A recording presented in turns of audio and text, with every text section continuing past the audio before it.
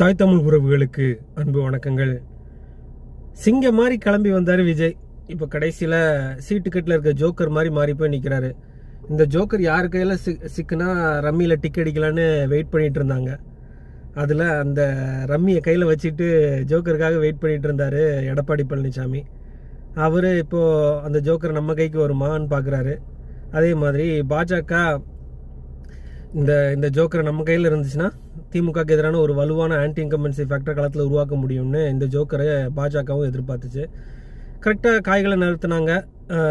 பாஜக அந்த ஜோக்கரை செக்யூர் பண்ணி வச்சுருக்கு. இப்போதைக்கு எடப்பாடி அவர்கள் அந்த ஜோக்கரை அவர் கையில் எடுக்கிறதுக்கு முயற்சி பண்ணுறாரு.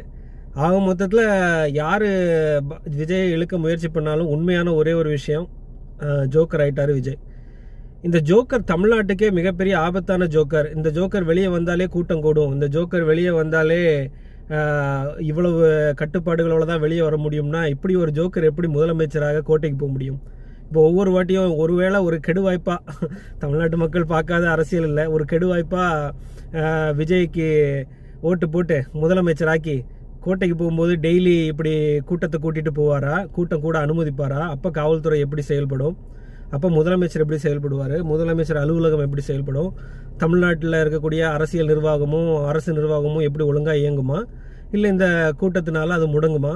இவ்வளோ கேள்விகள் இருக்குது.